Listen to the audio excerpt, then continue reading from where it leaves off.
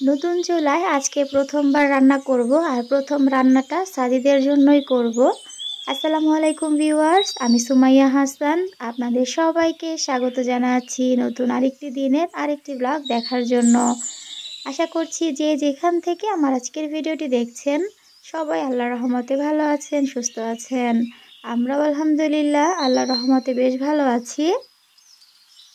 তো চুলাটা তো দেখতেই পাচ্ছেন, এখানে আমি অন করে ফাংশনে চাপ দিয়ে নিয়েছি আর এটা পুরো 2200 ওয়ার্ডে আছে, মানে অনেক দ্রুত হিট হয়ে যাবে। তো আমি এখানে পাওয়ারটা একটু কমিয়ে নিচ্ছি। চুলার ব্যাপারে বিস্তারিত আজকে আপনাদের সঙ্গে শেয়ার করব না, কারণ আজকের ভিডিওটা আমি একটু অন্যরকমভাবে সাজিয়েছি।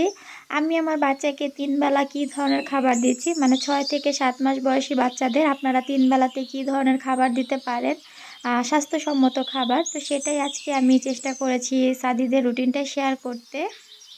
ওর পুরো দিনের রুটিনটা একজন আপু আমার কাছে চেয়েছিলেন, তো আমি ইনশাল্লাহ চেষ্টা করব একদিন শেয়ার করতে।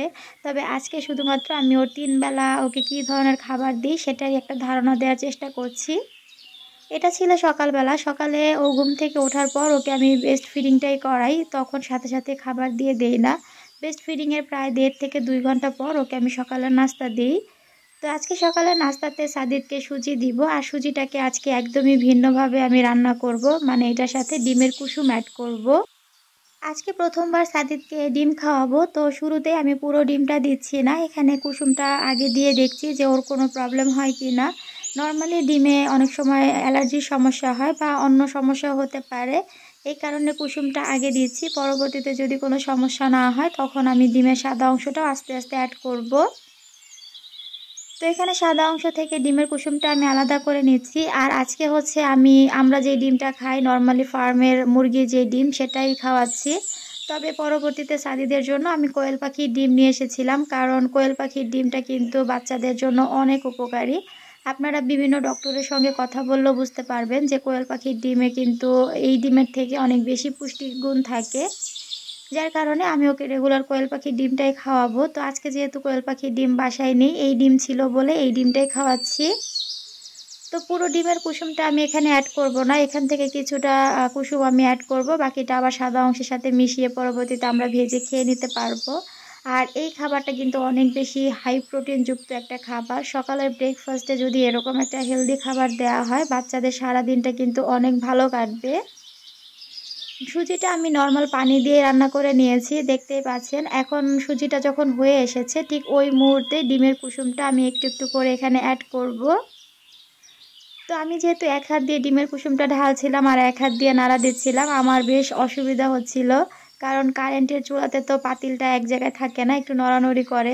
এটা যেহেতু একটু পাতলা, এই কারণে দেখতে পাচ্ছেন চুলা থেকে বারবার সরে যাচ্ছিল। তো একা হাতে কাজটা করতে আমার বেশ সমস্যায় পড়তে হয়েছে, সেই সাথে কুসুমটাও ভালোভাবে কিন্তু সুজির সঙ্গে আমি মিশাতে পারিনি। সুজির সঙ্গে ডিমের কুসুমটা যখন অ্যাড করা হবে তখন কিন্তু অনবরত সুজিটা নাড়তে হবে, তা না হলে কিন্তু ডিমের কুসুমের একটা ছাবা ছাবার মতো হবে, ওটা দেখতে ভালো লাগবে না। আর যখন আপনি অনবরত নাড়তে থাকবেন তখন এটা একদম স্মুথলি সুজির সঙ্গে মিশে যাবে, দেখে বোঝাই যাবে না যে সুজির সঙ্গে ডিম অ্যাড করা হয়েছে। আর আমি যখন নাস্তা বানাচ্ছিলাম আমার বাবাটাকে কিন্তু এখানে বসিয়ে দিয়েছি, ও কিন্তু আমার পাশেই রকারে বসে আছে। তো ও বসে বসে খেলছিল ওর মতো, আর আমি এখানে ওর নাস্তাটা রেডি করে নিচ্ছি।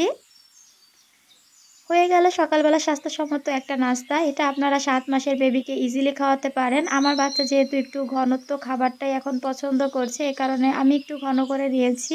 আপনারা যদি 6 মাসের বাচ্চাকে খাওয়াতে চান সেক্ষেত্রে কিন্তু একটু পাতলা করে খাওয়াতে পারেন। শুরুর দিকে আমি ওকে পাতলা করেই খাওয়াতাম, ও যেহেতু এখন একটু ঘন খাবারটা খেতে পারে এই জন্য আমি ওকে ঘন করেই খাওয়াচ্ছি। আপনাদের বাচ্চারা যদি ঘন খাবার খেতে না পারে সেক্ষেত্রে একদম লিকুইড করেও এই খাবারটা খাওয়ানো যায়।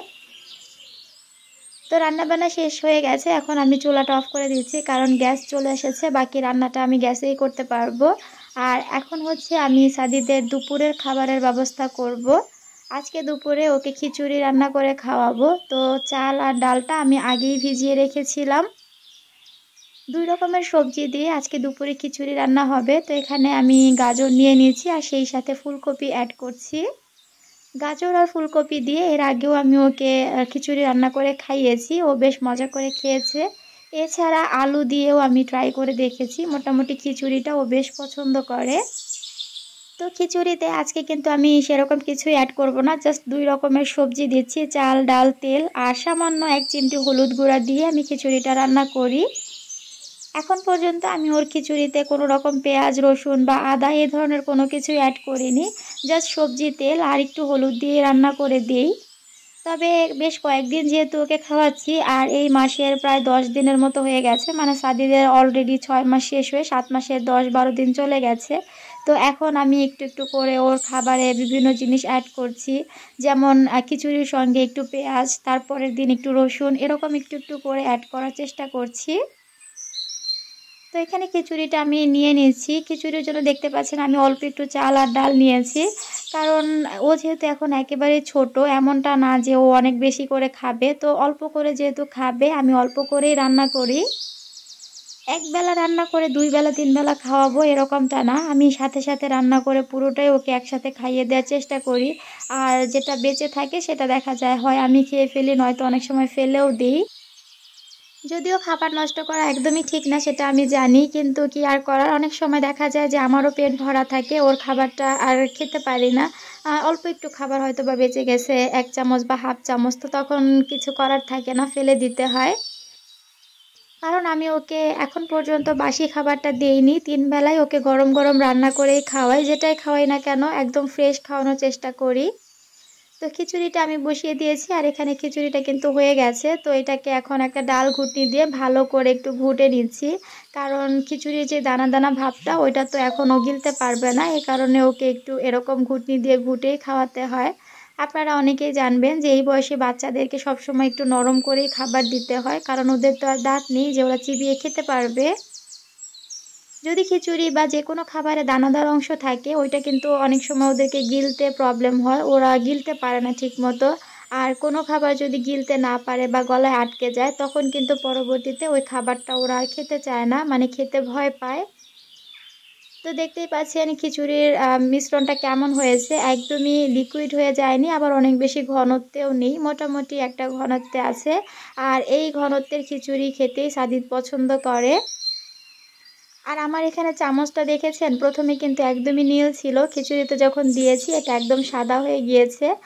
তার কারণ হচ্ছে খাবারটা অনেক বেশি গরম ছিল, এটা যখন সাদা হয়ে যায় তখন বোঝা যায় যে খাবারটা অনেক বেশি গরম, এটা বাচ্চাকে দেয়া যাবে না। এটা ছিল রাত 8টা, এখন হচ্ছে সাদিদকে আমি রাতের খাবার দিব। রাতের খাবারে ওকে আমি সুজিটা রান্না করে নিয়েছি আর এটার সঙ্গে এখন দুধ অ্যাড করছি। তো সুজি, দুধ আর হচ্ছে কিশমিশ অ্যাড করে আমি ওকে খাওয়াবো। তো এখানে কিশমিশটাকে আমি ভালো করে হামানদিস্তায় থেতো করে নিয়েছি আর এটাই এখন সুজির সঙ্গে মিশিয়ে দিচ্ছি। আমি কিন্তু সাদিদকে 3 বেলায় বাড়তি খাবার দিয়েছি, এর বাইরে আর কোনো কিছুই দেইনি। পুরো সময়টাই ও ব্রেস্ট ফিডিং করেছে, 3 বেলা ওকে মেইন খাবারটা দিয়েছি আর বাকি সময়গুলো ব্রেস্ট ফিডিং করিয়েছি। তো ওভারঅল ভিডিওটি কেমন লাগলো কমেন্ট করে জানাতে ভুলবেন না। আজ তাহলে বিদায় নিচ্ছি, সবাই ভালো থাকবেন, সুস্থ থাকবেন, আল্লাহ হাফেজ।